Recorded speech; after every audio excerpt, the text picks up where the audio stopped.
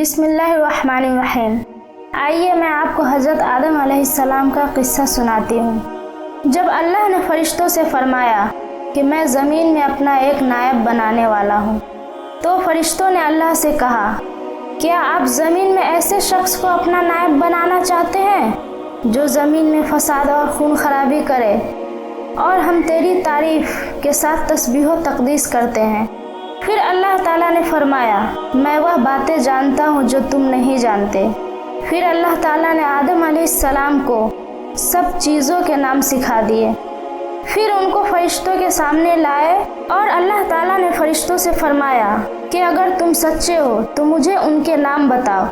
تو فرشتوں نے کہا، تو پاک ہے، جتنا علم تو نے ہمیں بخشا اس کے سوا ہمیں کچھ معلوم نہیں، بے شک تو حکمت والا ہے۔ تب اللہ تعالیٰ نے حضرت آدم علیہ السلام کو فرمایا کہ اے آدم، تم ان کو ان چیزوں کے نام بتاؤ۔ جب حضرت آدم علیہ السلام نے ان چیزوں کے نام بتا دیے تو اللہ تعالیٰ نے فرشتوں سے فرمایا کہ میں نہ کہتا تھا کہ جو میں جانتا ہوں وہ تم نہیں جانتے ہو؟ آسمانوں اور زمینوں کی سب پوشیدہ باتیں جانتا ہوں، اور جو تم ظاہر کرتے ہو اور جو تم چھپاتے ہو سب کچھ مجھ کو معلوم ہے۔ جب اللہ تعالیٰ نے فرشتوں کو حکم دیا کہ آدم کے آگے سجدہ کرو تو سب سجدے میں گر پڑے، مگر شیطان انکار کر دیا اور غرور میں آ کر کافر بن گیا۔ تو اللہ نے فرمایا کہ میں نے تجھ کو حکم دیا تو کس چیز نے تجھ کو سجدہ کرنے سے باز رکھا؟ شیطان نے کہا، میں اس سے افضل ہوں، تو نے مجھے آگ سے پیدا کیا اور اسے مٹی سے پیدا کیا۔ پھر اللہ تعالیٰ نے فرمایا، تو بہشت سے اتر جا، تجھے لائق نہیں کہ تو یہاں غرور کرے، پس نکل جا، تو ذلیل ہے۔ تو شیطان نے کہا، مجھے اس دن تک مہلت عطا فرما جس دن لوگ قبروں سے اٹھائے جائیں گے۔ اللہ نے فرمایا، اچھا، تجھ کو مہلت دی جاتی ہے۔ تو شیطان نے کہا، مجھے تو نے ملعون کیا ہے، میں بھی تیری سیدھی راستے پر ان کو گمراہ کرنے کے لیے بیٹھوں گا، پھر ان کے آگے سے اور پیچھے سے اور دائیں اور بائیں غرض ہر طرف سے آؤں گا اور ان کی راہ خراب کروں گا، اور آپ ان میں سے اکثر کو شکر گزار نہ پائیں گے۔ اللہ نے فرمایا، نکل جا یہاں سے، حقارت زدہ مردود، جو لوگ ان میں سے تیری پیروی کریں گے میں ان کو اور تجھ کو جہنم میں ڈال کر تم سب سے جہنم کو بھر دوں گا۔ اور پھر اللہ نے حضرت آدم علیہ السلام سے فرمایا، تم اور تمہاری بیوی جنت میں رہو اور جہاں چاہو اور جو چاہو تناول کرو، مگر اس درخت کے پاس نہ جانا ورنہ گنہگار ہو جاؤ گے۔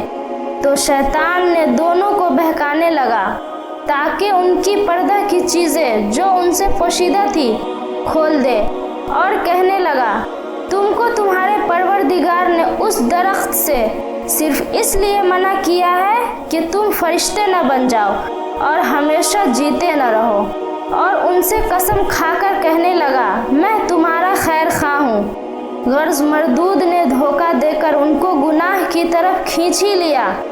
جب انہوں نے اس درخت کے پھل کھا لیے تو ان کے پردہ کی چیزیں کھل گئیں، پھر وہ اپنے اوپر جنت کے درختوں کے پتے توڑ توڑ کر چپکانے لگے اور ستر چھپانے لگے۔ تب ان کے پروردگار نے ان کو آواز دی، کیا میں نے تم کو اس درخت کے پاس جانے سے منع نہ کیا تھا اور بتلایا نہ تھا کہ شیطان تمہارا کھلم کھلا دشمن ہے؟ تو دونوں عرض کرنے لگے، ہمارے پروردگار، ہم نے اپنی جانوں پر ظلم کیا ہے، اور اگر آپ ہمیں نہ بخشیں گے اور ہم پر رحم نہ کریں گے تو ہم تباہ ہو جائیں گے۔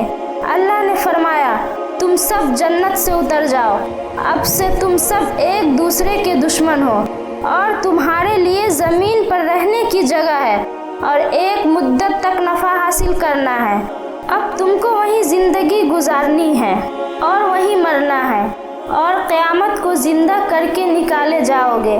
جب حضرت آدم علیہ السلام سے لغزش صادر ہو گئی تو انہوں نے بارگاہ خداوندی میں عرض کیا، اے پروردگار، میں آپ سے محمد کے وسیلے سے سوال کرتا ہوں کہ آپ میری مغفرت فرما دے۔ اللہ رب العزت نے فرمایا، تو نے محمد کو को कैसे जान लिया जबकि उसको अब तक पैदा नहीं फरमाया।